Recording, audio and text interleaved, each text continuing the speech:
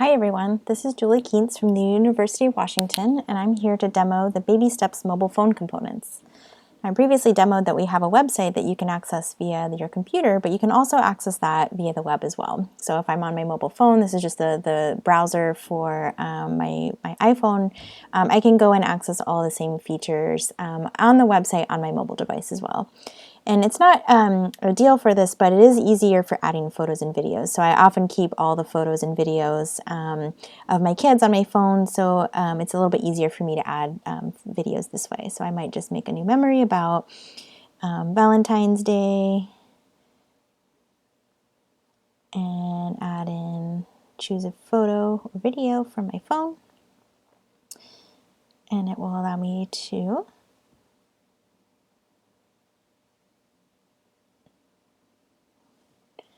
go to my photo library and pick the photo. So this is from breakfast, and I can choose that it was on the 14th.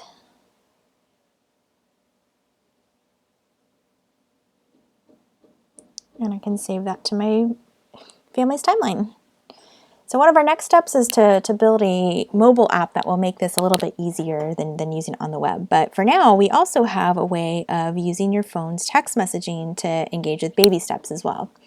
So how this works is parents can add a mobile phone number and opt in to receive messages about how their child's doing, including milestone prompts and the ability to add photos and memories via text message. And so I previously got a message from Baby Steps proactively asking me about a milestone prompt for my child. So I'm going to respond to that one and say, Rohan, yes, so I get another one.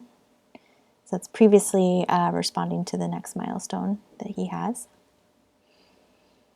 And as soon as I respond to a milestone prompt, I get a new one as well, the next one that he needs to reply to. So you can see how that's phrased. So it's just a question. So after seeing you draw a single vertical line, does Rohan copy and draw a single vertical line? Reply yes, sometimes, or not yet. And so there's also a little photo that's associated with this one, so I can kind of look at what I'm looking for. So I'm looking for those things on the top and not on the bottom.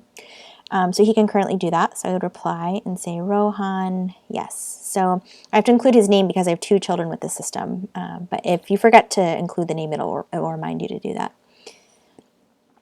So as I reply yes, it will record that into the system and it'll send me the next one immediately as well. So I can, drawing circles, he can do that as well. So I'll reply Rohan, yes.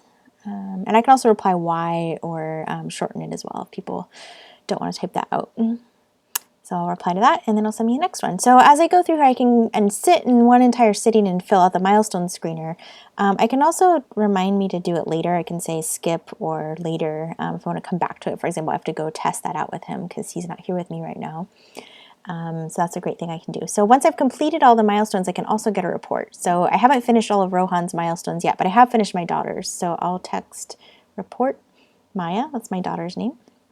And I will receive a report back from the system telling me how she's doing based on the answers to my milestone questions.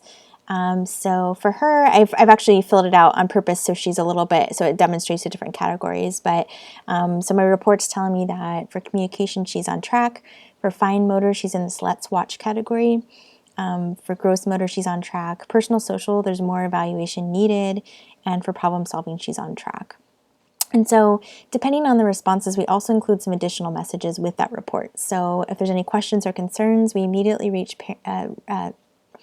connect parents to Within Reach's Help Me Grow Family Health Hotline to be connected with resources. So if I click on that number, it'll immediately go and I can call and talk to someone on the phone. If they have anything in the Let's Watch category, they also get a message about requesting activities that they can do to encourage development.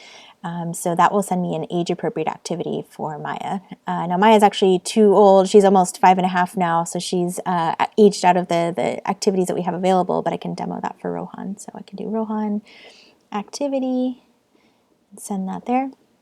And he will get a suggestion for an activity he can try. So it says, personal social activity, show Rohan how to put trash in the trash before throwing trash away. Explain the importance of keeping the world clean. So there's just some ideas that you can do to encourage development. The other fun thing you can do with text messaging is record sort of the fun memories as well. So that was the milestones, but now I can record the memories too. So this is a really fun thing you can do. So if your child does something really funny or memorable, and you want to record it for later, you can just whip out your phone real quick and then type up a quick message.